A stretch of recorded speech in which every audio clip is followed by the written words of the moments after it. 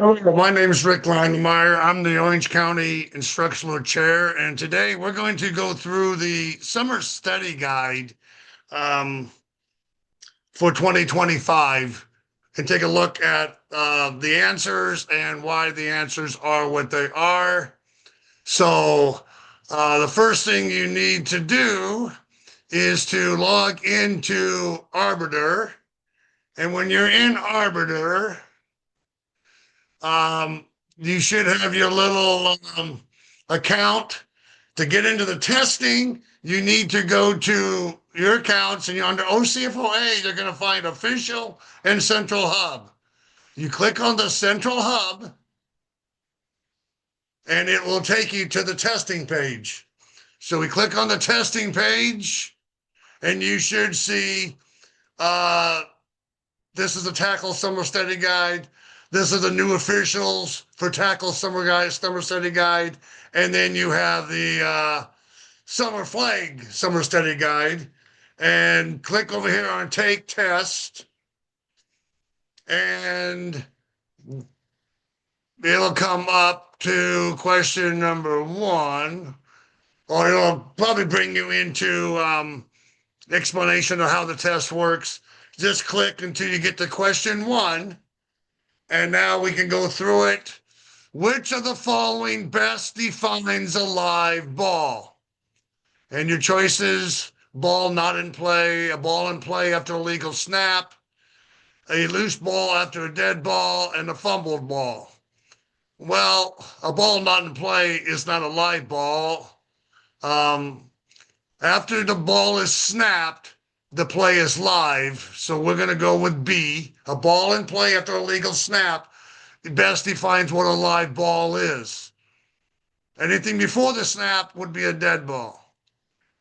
Question number 2, blocking is legal if contact is made with the hands to the opponent's chest. The key word here is contact. You can't have contact. So there is no legal blocking if you have contact and to the opponent's chest. Now, it gets a little iffy. You could have incidental contact where they just rightly brush shoulders or something. But if you got the hands on the opponent's chest and there's contact, we definitely have faults. Question number 3, how long does a play clock run? Once the referee blows his whistle to put the ball ready for play, we have 25 seconds to snap the ball. Now, the referee or the field judge should be timing this. And then once it hits 25, you blow your whistle, you have a delay of game penalty. Generally, beginning the game, if they're at 25, 26 seconds, I'm going to tell the coach he needs to hurry it up, tell the quarterback they need to hurry it up. I'm not going to throw a delayed game flag immediately. Question number 4, a runner who fumbles forward and out of bounds is spotted at. Now, remember, it's the new rule. Tackle has this new rule. Obviously, all the rules are new in flag. But if you fumble the ball forward and it goes out of bounds, which means in flag, it literally has to land out of bounds. Because if it hits the ground inbounds, it's dead at that spot. So it literally has to hit out of bounds on the ground. We're going to go back to the point of the fumble. Now, on this test, it was mismarked as B, the forwardmost point of the ball. That's the forward progress for every play that's being run. But in this case, it'll be D. So I'm going to put D at point of the fumble, and it's going to probably be marked wrong on the test. If you're really one of these, I have to get 100%. Probably put B, but otherwise, D's the correct answer, but it was miscoded. So, question number 5. What is the maximum number of captains allowed for a coin toss? You can have up to 4 captains on a coin toss. Most teams will send out 2. some will just send out one, but you can have up to four. A simultaneous catch results in position awarded in the defense. So if you go to the definitions, which is Rule 2, and you look up simultaneous catch,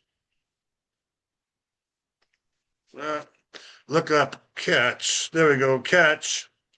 And Article 5, under the definition of catch, Rule 2 for Article 5, a simultaneous catch is a catch in which there's joint possession of a live ball by opposing players who are inbounds. In the case of a simultaneous catch, the ball belongs to the team currently in team possession. So it does not go to the defense, so that would be a false question. Question number 7, which of the following is illegal equipment? Well, cleats with a single toe cleat, gloves that have the labels fine, flag belt with 2 flags, that's what you have to do. You cannot have a jersey with belt loops. You could try to pull the flag and your fingers would get caught in the belt loops. So illegal equipment would be belt loops. Question 8, what determines a dead ball spot? Now we have the most forward spot of the ball. All right, question number 8, the forward most point of the ball is your dead ball spot. Last year, the number 1 complaint by coaches was we didn't have good forward progress. But that was because we had a rush line judge who was 7 yards downfield who never got a good look at where the ball actually was. So forward most point of the ball is your forward progress. A backward pass is thrown in which direction? Well, towards opponent's end zone, toward our own end zone or parallel, in any direction. Obviously that can't be true. Straight up, that can't be true. So it's one of these two. If it's thrown towards your own end zone or parallel to the line of scrimmage, it's going to be a backward pass. All right. Question number 9, a loose ball that touches the ground becomes a punt, a fumble, a live ball, a dead ball. It is a dead ball in girls' flag football. If that ball hits the ground, it's dead. We don't have fumbles in flag football. Question number 11, the penalty for fighting includes yardage loss only, a warning, retry the down. You're not going to warn them. If you have a fight, you are going to eject the players involved in the fight. Now, remember, there doesn't have to be a contact. If both players are swinging or pushing or shoving, if you're deeming it as a fight, both players are disqualified, and you're going to need to fill out an incident report on the CIF website. You're going to have to contact the liaison in Orange County. It is Paul Caldera, and allow him to know that you disqualified players for fighting. Give him the numbers, the names, what happened, so he's not blindsided when CIF or the principal for the school calls him the next morning. All right, question 12. An arm sleeve must display what to be legal after the 2027 season? And that's going to be this SFIA certification seal. So if they're going to use an arm sleeve after the 2027 season, they're going to need this certificate seal. It does not in effect this season. Question 13, a defensive player enters a neutral zone before the snap. This is going to be called an encroachment foul. All right, you encroached. Remember, the neutral zone is 1 yard off the ball. All 7 defensive players must be 1 yard off the ball until it's snapped. If they step in, they don't get a chance to reset. It's going to be a dead ball encroachment. Question 14, which of the following is not allowed on a jersey? And you can put the American flag on it, and you can have the player's name on the back. The school logo obviously can be on it. What you can't do is have the manufacturing logo, be 3 inches big on it. Usually it's the manufacturing logo is either on the bottom of the jersey or maybe on the tag on the inside. Question number 15, player equipment must be homemade? No. Altered for comfort? Definitely not. Professionally manufactured and unaltered? That would make the most sense. So we'll go with that. The neutral zone remains until the ball is snapped. Ready for play is signaled. Well, ready for play is signaled just tells us now that the neutral zone is actually in effect. Ball becomes dead. No, it's already dead. Time expires. The neutral zone will stay in effect until we snap the ball. Once we snap the ball, the neutral zone disintegrates. The defense can now come across and rush. And you can have all 7 rushers. A pylon is placed at the 50-yard line, the intersection of the goal line and the sideline, 23 feet apart outside of each end zone, centered for the hash marks. So, yes, you're going to need a pylon at the goal line so we know we have a touchdown. And you're going to need this year, they have to be for the hash marks. So questions 2 and 3. On the hash marks, do not use the high school field hash marks. They're too wide. If you have a high school field and they're coming equal from each side, equal distance, you can use the goalpost. All right, you can use a goalpost. But if you don't have anything to mark it, there has to be pylons outside of each end zone in the middle, signifying where the hash mark should be. All right, question number 18. Who may make the final decision on penalty acceptance? The referee is not going to decide if you want the penalty. The coach could, designated team representative, or the quarterback. Okay, more than likely it's going to be your coach. However, sometimes the coach is not on the field. He may be in the press box watching from above. So a designated team representative will make the final decision on penalty acceptance. Take a look at question number 19. Muffing a ball in flight will result in a new force, a dead ball, no new force, or a touchback. Well, it doesn't have anything to do with a touchback unless you muff the ball and it then lands in the end zone. If you muff a ball, the force is still going to be the kick. We pretty much ignore muffs, all right? However, if you muff a ball in flight and it hits the ground, it will be dead.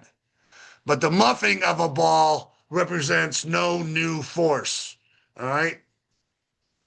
Question number 20. Touching the ball by a game official is illegal, considered a foul, reviewed, or ignored.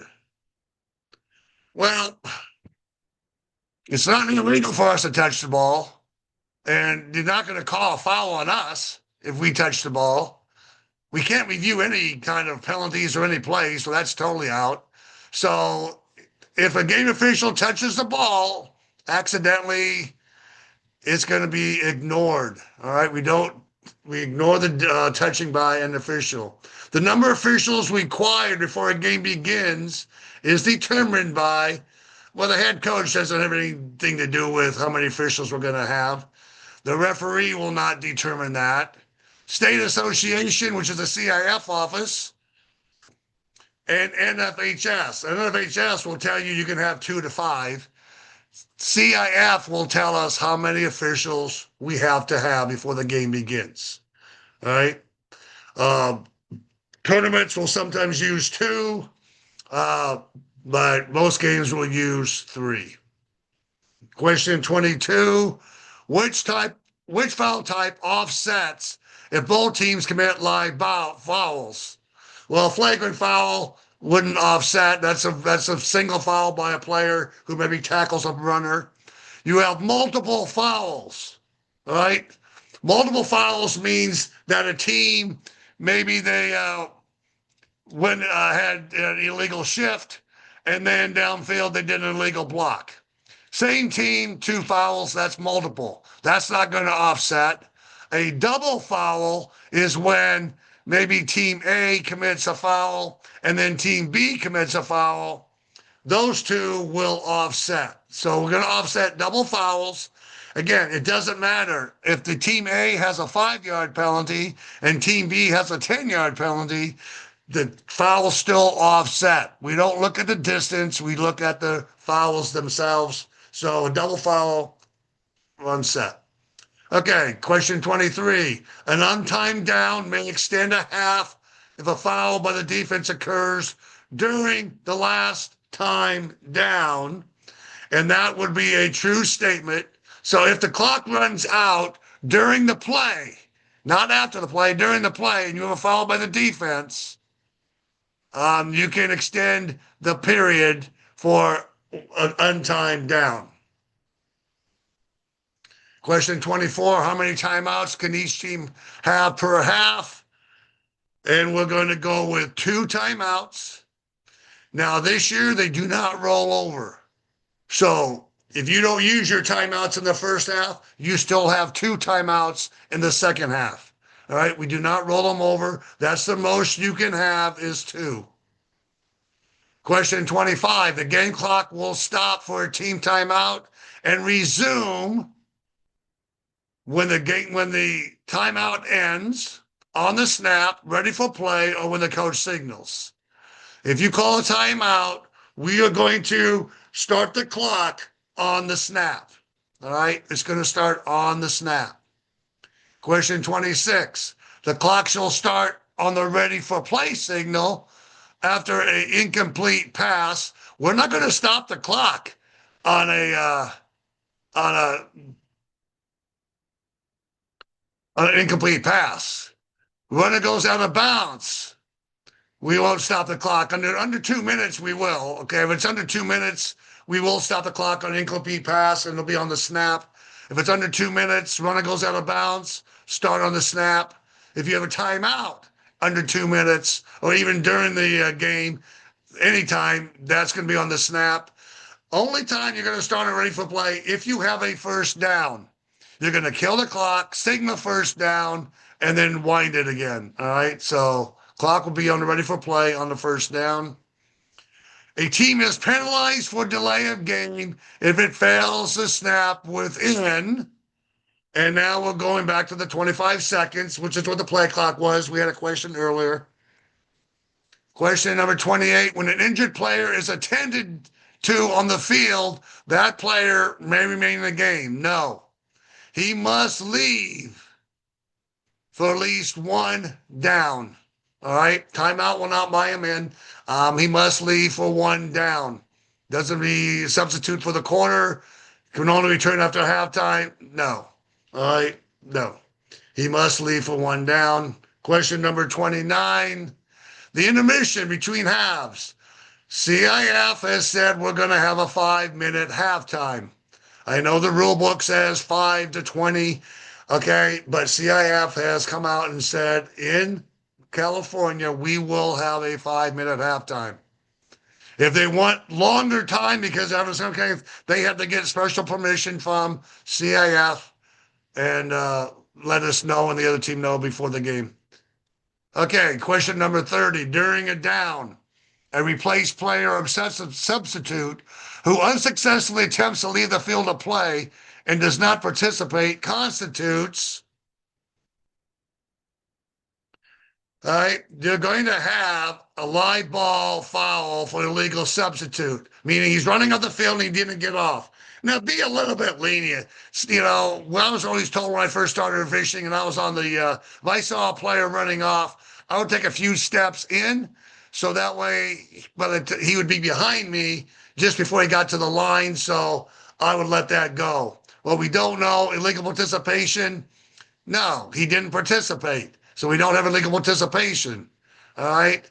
And we're not going to blow it dead, all right? So a live ball, illegal substitution, penalty if he doesn't get off the field to play in time. Question 31, a fumble that hits the ground results in a That's going to be a dead ball. All right. 31 is a dead ball. Anytime the ball hits the ground, it's going to be a dead ball. All right. It's never not a penalty.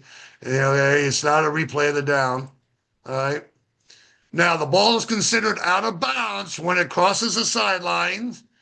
Any part of the ball or player touches the ground out of bounds, the runner dives or it hits a pylon. All right. So I don't care if it crosses the sideline. I'm looking at where is my feet. If my feet are inbounds and the ball's still in the, reaching across, I'm okay. If the ball touches the out of bounds line or a player touches out of bounds, now I'm out of bounds. Remember, the runner dives. That is legal this year. A runner can dive, but that has nothing to do with being out of bounds. A down ends when the play clock expires, the runner is tackled, or the flag is legally removed. A player calls time out, or the referee signals. All right. The down will end. It's not when the play clock expires because the down never started. We didn't have a live ball play. The 25 seconds, you got to delay a game. When their flag is legally removed, now the down is ended. All right. The down is ended. Question 34. If an inadvertent whistle sounds during a down and the ball is in player possession,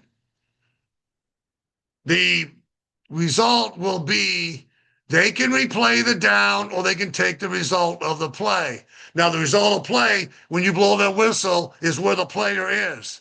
It doesn't continue on. So if you blow the whistle and he was on the 10-yard line, it looked like he was going to score a touchdown, they can put the ball on the 10, or they can go back to wherever they were and replay the down. It's not a loss of down penalty. It's not an automatic first down. It's not a penalty. The inadvertent whistle was our fault. All right. If you do this long enough, you will have an inadvertent whistle sometime in your career. It's not pretty. You're not going to make a lot of friends, but it does happen. Keep your whistle out of your mouth. Make 100% sure that you have somebody out of bounds. You have a flagpole. All right. Question 35. The ball becomes dead when a backward pass is touched by an opponent. I don't think so. All right. I don't think so. A catch is made. Well, no, that's the idea of the game. Throw, pass, and catch it. So the ball's not going to become dead. When the runner goes out of bounds, that, as we saw on a previous question, would cause the ball to become dead. The flag belt breaks during a legal tag. No, that's not going to force the ball to become dead. Runner goes out of bounds, we're going to have a dead ball. If a ball carrier falls to the ground, but no flag is removed, we have what? Well, we're going to have a dead ball. If he falls to the ground, the play is over. Dead ball. All right. He doesn't have to turn over. The flag doesn't have to be pulled. The play is over. Dead ball. Question 37. If a ball is snapped and it hits the ground before a player touches it, it remains live? No. It's a fumble? No. It becomes dead immediately. If a ball is snapped and it hits the ground, it's dead. All right, it is dead. We're not going to replay it. We have another dead ball. Anytime a ball touches the ground, it's dead. All right, question 38. When a player's flag is inadvertently removed before possessing the ball, the player is down immediately when possessing the ball.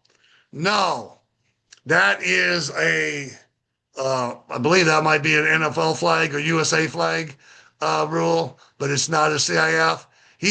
She'll be downed by a one-handed touch between the shoulders. So if you remove the flag before the ball gets there, all right, it's going to be down by a one-handed touch.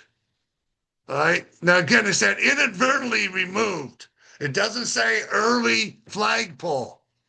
If a defender pulls that flag intentionally, that you're going to have a 10-yard penalty on the defense. But this says it maybe, inadvertently got removed, means it fell out. All right. You play one-handed touch. Question 39, during a point try, B intercepts the ball. We're going to have a dead ball. Last year, B could run it back and would give him 2 points. This year, no. Okay, we're not going to allow that. It's just a dead ball, blow your whistle. Question 40, a team has how many downs to advance? Well, you get 4 downs, all right? You have 4 downs to advance to the next zone line to gain. But remember, after the 3rd down, the coach is going to either have to go for it or punt. All right, go for it or punt. And we do have real punts this year. Question 41, the line to gain is always located at a fixed yard line. That is a true statement. The 20, the 40, and the 20, those are the fixed yard lines. This is not tackle where we have a chain and we measure 10 yards and it could be anywhere is on the field. So in flag, we're going to go with a fixed yard line for the line to gain. Question 42, if a team fails to gain the required yardage in 4 downs, the opposing team is going to get the ball. You don't get to repeat the series. It's not returned to the previous spot. All right. The opposing team will get possession at that spot, at the spot of the dead ball. All right. Wherever that play ended, that's where, again, the play's not going to be replayed. So after 4 downs, you didn't punt, you went for it, you didn't make it. Opposing team gets the ball. 43, the zone line to gain is considered reached when any part of the ball crosses it while in player possession. All right. The player's feet pass the line, the referee signals, or the ball crosses the sideline. Again, forward progress is any part of the ball crosses, a line. All right. We're giving the player with the ball every yard or every foot that he gets. And by extending the ball out, that's our forward progress spot, the forward point of the ball. I don't care where his feet are. His feet could be behind the line to gain, but if the ball is across the line to gain, he gets those yards in that spot.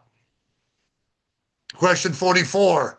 The ball is always spotted at the center of the field, not this year and not in CIF. Some leagues do.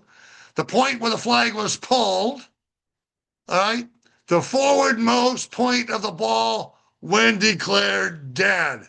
All right, this is like the 3rd question we've had now in this test that talks about where the ball is spotted. Go to the forwardmost point of the ball when the flag gets pulled or you have a dead ball. All right, last year, coaches, number 1 complaint was we did not give forward progress correctly. 45, following a penalty that results in a 1st down. The series will continue with the same down. It's restarted with a 1st down. Well, it pretty much tells you on the question, you have a penalty and it results in a 1st down. Well, if it results in a 1st down, then you have a 1st down. All right. You're not going to continue with the down you had before. It's not going to be replayed. You're going to get a 1st down. All right. We're going to give them a 1st down. All right. Question number 46. A punt must be declared before the snap. That's false. The punt must be declared before they're ready for play. All right. So 3rd down ended. Referee has the ball.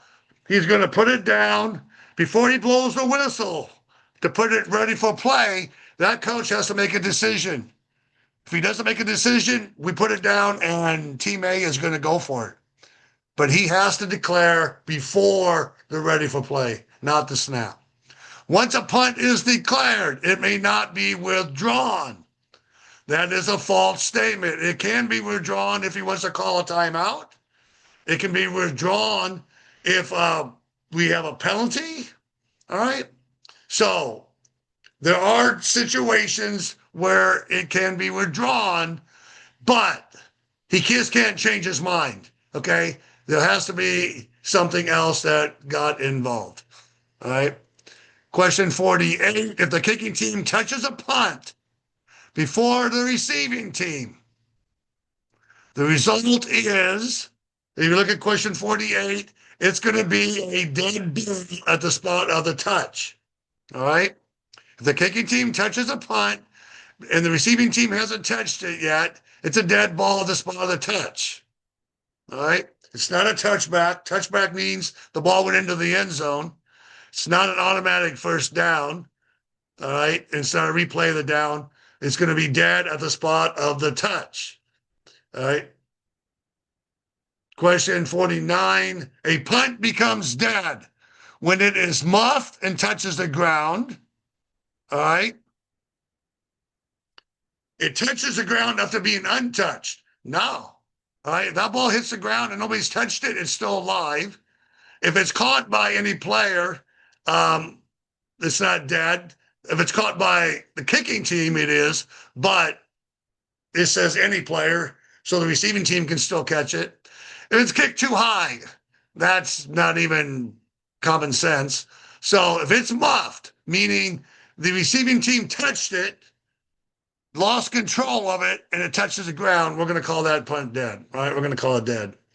All right, question number 50. Who was allowed to advance a punt?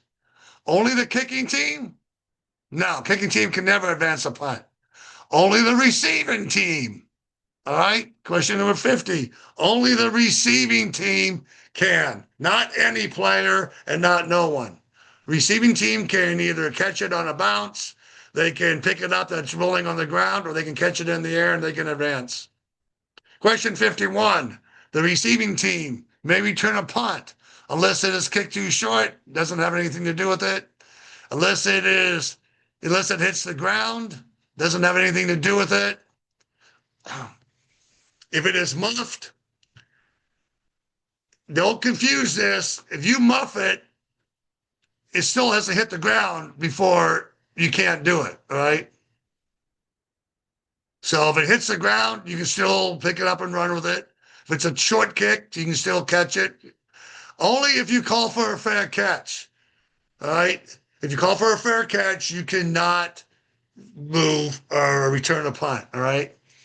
If it's muffed and it hits the ground, now you wouldn't be able to do it, all right? But again, read the answers. Don't make any assumptions. Question 42, a muffed punt that touches the ground. This looks like a repeat of another question we just had. We said it's a dead ball, all right? It's a dead ball. Question 53, a punt that strikes the ground before being touched, okay? That's going to be a live ball, all right? If it hits the ground and nobody's touched it, it's a live ball. Receiving team, pick it up and run. 54, if a punt crosses the plane of the receiving team's goal line, untouched, all right, we're going to have a touchback, all right? It's considered in the end zone. In high school football, we are not allowed to run the balls back out of the end zone. We got a touchback. Question 55, the ball must be snapped to a punter in legal kicking situations, all right? You have to snap it. Whether you snap it direct snap or a shotgun type snap, you have to snap it. And then the punter can actually kick the ball. Question 56, the snap must be one quick, continuous motion backwards. All right, that is true. All right, anytime you snap the ball, it's one quick, continuous motion. You can't stop. You can't, lift it up, move it forward. It's one quick, continuous motion backwards. Question 57. It is illegal for the snapper to simulate a snap to draw the defense off sides. That is a true statement. The snapper can't just fake a snap and hope the defense draws off sides. That would be an illegal snap, and we're going to penalize dead ball and penalize the offense. 58. A player's feet who is receiving the snap must be at least 2 yards behind the snapper. All right. Now, in California, we do allow a direct snap. Right. The intent of this rule is that we don't do a trick play from this area. So please don't. They can go under center. All right. Even if they're not, the feet aren't quite 2 yards behind the snapper, right? They can be behind the center. Question 59, all players must be motionless for how long prior to the snap? All right, 59, you got to be 1 second. All right, all players must be motionless. They come up to the line of scrimmage, they get set for 1 second. Now you can put somebody in motion. All right, but you can't just have somebody be in motion if they've never been set for 1 second. Question number 60, which of the following is legal during a forward pass? Throwing a pass from beyond the line of scrimmage, well, that's not going to be true. A second forward pass, you can only have one forward pass, okay? Throwing a pass from behind the line of scrimmage, all right? That sounds pretty logical. Or a lateral forward pass, all right? So we're looking at throwing a pass from behind the line of scrimmage. That's where you're supposed to throw them. Obviously, you can't throw it beyond, so you got to throw it from behind. 61, a backward pass is always illegal. That's not true. Throwing or handed parallel or away from opponent's goal line, throwing towards the opponent's goal line or treated as a fumble, it's going to be thrown or handed parallel away from the opponent's goal line. All right? And you can do a backward pass anywhere on the field as long as it's backward. 62, a player may be handed the ball forward to a teammate at any time? No. Once per play? No. Behind the line of scrimmage. That's the only time you can hand the ball forward, is if it's behind the line of scrimmage. Question 63, a fumbled snap that hits the ground results. We just had this one before. So 63 is going to be a dead ball. If you fumble the snap, it's dead. 64, when a penalty for an illegal forward pass is accepted, the offended team may decline the distance and have the down counted. The penalty is enforced from the spot of the forward pass. That would be true. The offended team may have the ball put in play as determined by the result of the play or all of the above. Okay, the penalty for an illegal forward pass, if you accept it, you can have anything. The offended team, if you intercepted that pass, you're going to want to resolve the play. All right, you're going to want to resolve the play. So all of these are possible for a legal forward pass. 65, it is always forward pass interference when any player contacts another player during a forward pass. That is false. Both players have a right to the ball. Forward pass interference means that you impeded his ability to catch the pass, but you have the ability to go. If you're both going for the ball and their shoulders touch or your feet got tangled, we're not going to have forward pass interference. All players are eligible receivers. That is a true statement. All right, that's a true statement. Everybody's eligible.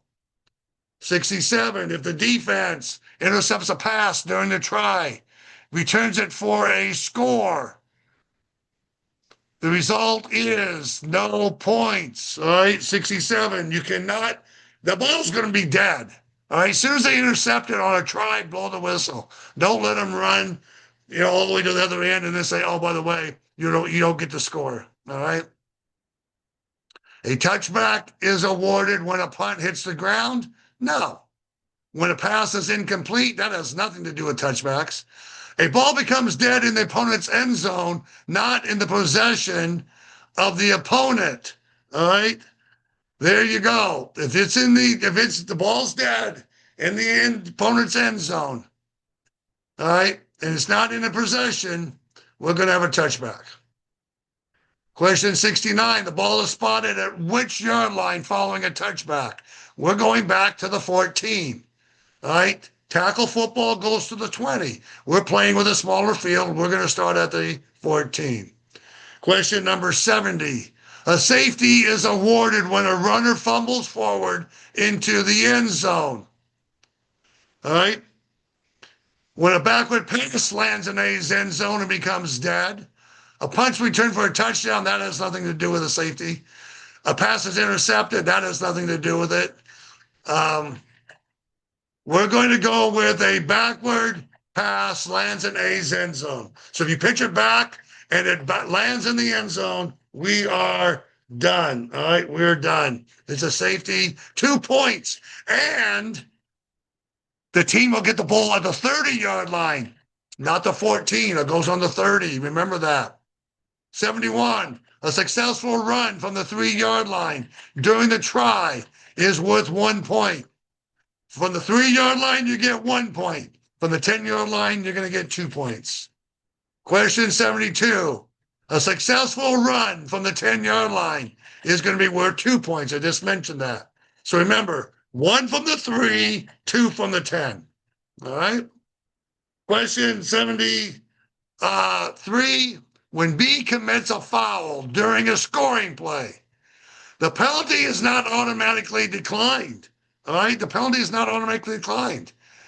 All right? It's going to be enforced on the try or the subsequent spot at the option of A. All right? So it's going to go either on the try or you're going to go to the 14 and probably go half the distance or 5 yards, depending on what it is. All right? Question 74. When B commits a foul during a try, all right, the try is replayed from the same spot? No. Try is replayed after the enforcement of the penalty? Well, no. If Team A made it, then why would they want to replay it? The try is replayed after the enforcement of penalty. The declaration may be changed before the enforcement of the penalty. All right? So it's all up to the Team A. B committed a foul during the try. A can enforce it on the try. Instead of going for 2, they can go for 1. I mean, instead of going for 1, they can go for 2, which would be from the 5-yard line. Or they can have it enforced, on the on when B takes over on 14-yard line. All right, question 75. Following a safety, the ball will belong to the defense of the 14. No. Belong to the offense of the 14. No. Belong to the defense at the 30-yard line. All right? So you have a safety. The defense will take over the ball, which will make them the new offense, but it's not the offense during the safety. So the defense gets the ball at the 30, not the 14. Okay, when a player intercepts the ball in their own end zone and is downed. So you have an interception and you're in the end zone. All right, it's not a safety. It's going to be called a touchback. All right, you were in the end zone when you caught the ball and you got your flag pulled. Okay, we're not going to benefit the team who threw the interception. We're going to benefit the team who intercepted it. Give them a touchback, put it on the 14. Team B has the ball. Question 77. It is illegal for a player to remove their flag belt and throw it to the ground. That is true. You cannot remove your flag belt. We need it. It's flag football. Question 78. A disqualified player must leave the field and cannot re-enter that game. All right, a disqualified player must leave the field and cannot re-enter the game. If they're disqualified, they get ejected. They're not going to play the next game either. Question 79. Which of the following is considered unsportsmanlike conduct? All right. So question 79, if you're delaying the game, you're not starting when the referee says, hey, let's go. And you just stand there looking at him. Or you score a touchdown, you have excessive celebration. It doesn't say any celebration, it says excessive. Now that's going to be up to the officials whether or not they call it excessive. High-fiving a teammate would not be excessive. All right, throwing the ball up in the air, pretending to shoot it, and then they all fall down, that would be excessive. Spiking the ball, we cannot spike the ball. So we're going to go with 70, all the above on question 79. Question 80, flag guarding is defined as using the hands, arms, or ball to prevent a flag pull. All right, so flag guarding, remember, you can jump away from a defender. All right. But flag guarding, we must have contact this year. Okay. It's got to be contact, but using the hands or your arm, stiff arm or whatever, to prevent a flag pull, we're going to have flag guarding.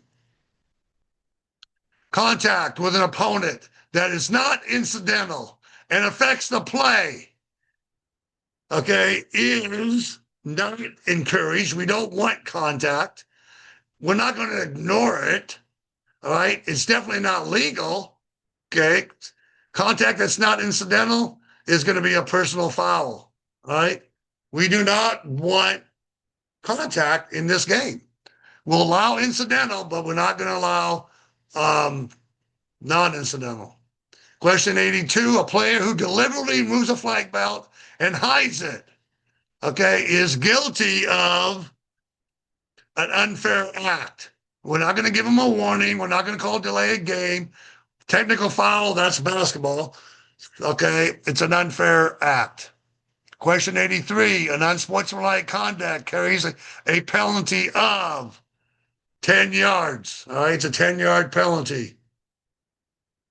Question 84, multiple unsportsmanlike conduct fouls by the same player can result in the player being disqualified. All right, he gets 2 unsportsmanlike fouls, he's disqualified. All right, call Paul Caldera, the Orange County liaison, saying you've ejected a player. Explain why. Go to the CIF website, fill out the form. All right. So that way this player knows that she will not be able to play next game. 85, using abusive or insulting language is considered unsportsmanlike conduct. All right. We do not want abusive and insulting language. If you just ignore that, you're going to end up with a huge fight. And we don't want that. All right. We don't want that. Question 86, when rushing the passer and attempting to deflag the quarterback, it is considered a foul when the defense contacts the body of the passer and affects the play. All right. The defense does not make a definitive effort to avoid touching the passer, and the defense contacts the arm or the head of the passer. All right. Well, if you contact the body, that's considered a foul, roughing the passer. All right. If you do not make a definitive effort to avoid, that's roughing the passer. If you contact the arm or the head, that's roughing the passer. We're going to go with all the above. Question 87, a foul by A that's behind the line of scrimmage occurs during a running play. The penalty is going to be enforced from the previous spot. Okay, you go back to tackle a few years ago, we would have done it by the spot of the end of the run. But we're no longer doing that. If you have a foul by A behind the line of scrimmage, so you have an illegal block, you're going to go to the previous spot. All right, you're going to the previous spot.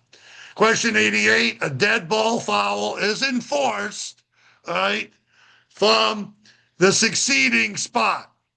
All right, the succeeding spot, which is where the ball became dead at. All right, so if some person ran for 10 yards, all right, we blew it dead, we're going to put the ball down, and all of a sudden somebody pushes somebody, and we got a dead ball foul, we're going from that succeeding spot. We're not going to go for the spot of the foul because that could be anywhere on the field. We're not going for the previous spot because that's going to, only live ball fouls can be gone from the previous. And after a timeout, has nothing to do with it. All right. Question 89, if both teams commit a foul during a live ball play, the result is they're going to offset. We had a question very similar to this earlier with multiple fouls or whatever. So if you have a live ball foul committed against both teams, they're going to offset and replay the down.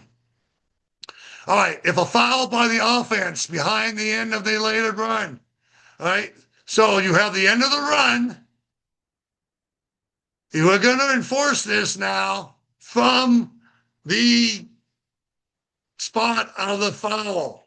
All right, the spot of the foul was behind the run. So if I run the ball, I gain 15 yards, but I had an illegal block 10 yards downfield. I'm going to go from the spot of the foul. All right, it's behind the offense. Offense committed the foul. They don't get to have the full gain. Question 91, an automatic first down is awarded for not any defensive penalty, but roughing the passer. Delayed game, definitely not. Flag guarding, no. That's taken out. It's just a replay the down. All right, roughing the passer will give you an automatic first down. 92, if a penalty results in a loss of down, the offense loses the right to replay that down. All right, then we lose the right to replay the down. All right, they don't lose possession, they're not disqualified, and they don't get to replay the down. It's a loss of down. Question 93, if a dead ball by the defense follows a live ball foul by the offense, how are the penalties enforced? All right, 93, they're going to be enforced in the order in which they occurred. You have a live ball foul by the offense, you're going to enforce that first. Then you'll enforce the dead ball foul by the defense. All right?